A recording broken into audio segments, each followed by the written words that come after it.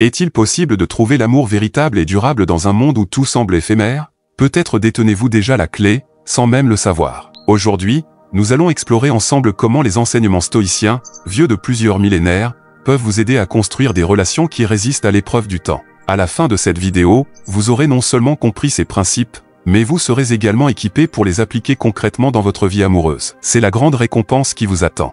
Mais ce n'est pas tout, car tout au long de notre voyage, je vous offrirai des mini-récompenses, des pépites de sagesse qui éclaireront votre chemin vers des relations authentiques et profondes. Alors, êtes-vous prêt à transformer votre vision de l'amour? Restez avec moi, et découvrons ensemble comment le stoïcisme peut devenir votre allié en amour. Voici ce que vous allez apprendre. Première clé, comprendre l'amour stoïcien. Deuxième clé, la communication, fondement de la relation. Troisième clé, l'autonomie affective, un pilier stoïcien. Quatrième clé, la gestion des conflits avec sagesse. Cinquième clé, construire l'avenir ensemble, un engagement stoïcien. Ces clés serviront de jalon tout au long de la vidéo pour vous maintenir engagé et vous fournir une structure claire et cohérente à suivre. Vous venez d'entendre que les réponses à une vie amoureuse épanouie pourraient bien résider dans la sagesse des stoïciens. Mais comment cela se traduit-il concrètement? C'est ce que nous allons découvrir ensemble. Préparez-vous à plonger dans un monde où l'amour n'est pas un mystère, mais une pratique réfléchie et intentionnelle. Première clé, comprendre l'amour stoïcien. Pour les stoïciens, l'amour n'est pas une affaire de destin ou de chance, mais de choix et de perspective. C'est une force qui, lorsqu'elle est guidée par la raison, peut devenir inébranlable et profonde. Alors, comment les stoïciens perçoivent-ils l'amour, et comment cette vision peut-elle transformer vos relations? 1. L'amour comme vertu. Pour un stoïcien, l'amour est une vertu, tout comme la sagesse ou le courage. Cela signifie qu'il doit être cultivé et pratiqué activement. L'amour stoïcien n'est pas aveugle, il est conscient et choisi. Il est l'expression de la bonté et du respect envers l'autre, une forme de bienveillance qui cherche le meilleur pour la personne aimée. 2. L'amour sans attachement. Les stoïciens nous enseignent à aimer sans devenir dépendant de l'objet de notre amour. Cela ne signifie pas que vous devez être distant ou froid, mais plutôt que vous devez trouver la force en vous-même pour être complet. Ainsi, votre amour devient un choix libre, non un besoin désespéré. 3. L'amour et la liberté. L'amour véritable, selon le stoïcisme, laisse la place à la liberté. Il ne cherche pas à posséder ou à contrôler, mais à coexister dans une harmonie où chacun peut grandir et s'épanouir. C'est un amour qui respecte l'autonomie de l'autre et qui trouve sa joie dans leur développement personnel autant que dans le vôtre. En intégrant ces principes dans votre vie, vous commencerez à voir l'amour sous un nouveau jour. Un amour stoïcien est un amour résilient, qui ne dépend pas des caprices de la fortune, mais qui est ancré dans la force de caractère et la clarté de l'intention. Maintenant que vous avez une meilleure compréhension de l'amour stoïcien, vous êtes prêt à découvrir comment la communication peut devenir le fondement solide de vos relations. C'est ce que nous aborderons dans la prochaine section de notre voyage. Deuxième clé, la communication, fondement de la relation. La communication est l'oxygène de toute relation. Sans elle, l'amour ne peut ni croître ni prospérer. Voici comment vous pouvez respirer la vie dans vos interactions quotidiennes. 1. Écoute active. L'écoute active est un cadeau que vous offrez à votre partenaire. Cela signifie être pleinement présent, sans jugement ni interruption. C'est dans cet espace que votre partenaire se sentira entendu et valorisé. Et c'est dans cet espace que vous découvrirez les non-dits, les espoirs et les rêves qui tissent le tissu de votre relation. 2. L'expression honnête. La vérité est le pilier de la confiance. Exprimez vos sentiments, vos besoins et vos pensées avec honnêteté, mais aussi avec tact et respect. La sincérité n'est pas une licence pour blesser, c'est une invitation à la compréhension mutuelle et à la croissance. 3. Résolution de conflits. Les désaccords sont inévitables, mais ils ne doivent pas devenir destructeurs.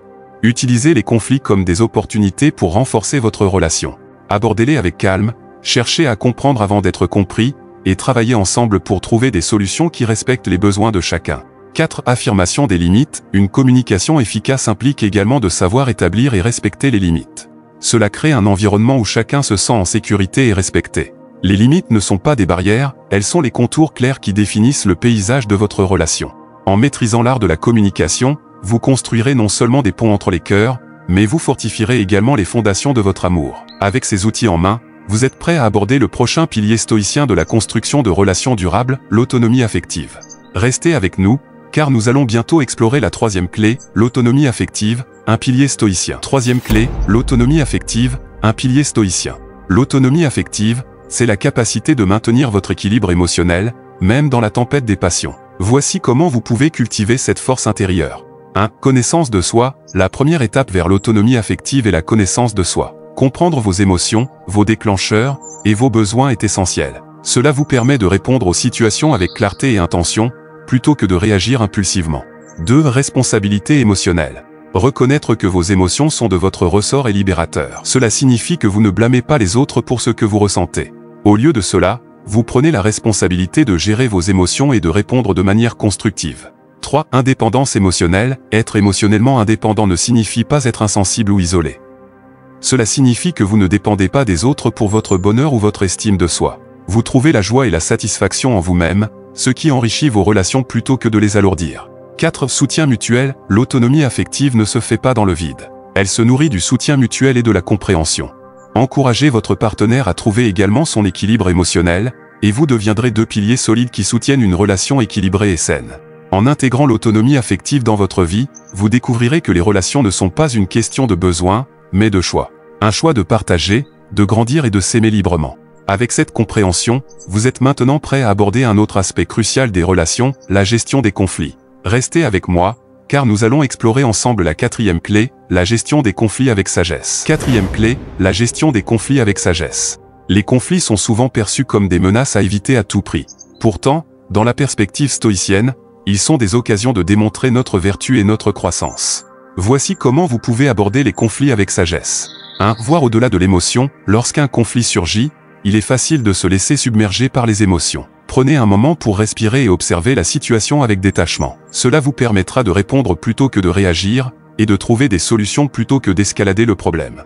2. Cherchez la compréhension. Avant de chercher à être compris, efforcez-vous de comprendre. Écoutez activement et avec empathie. Souvent, un conflit est le symptôme d'un besoin non exprimé ou d'une valeur non respectée. En comprenant la racine du problème, vous pouvez travailler à une résolution plus profonde. 3. Trouver le terrain d'entente. Même dans le désaccord, il y a des valeurs et des objectifs communs.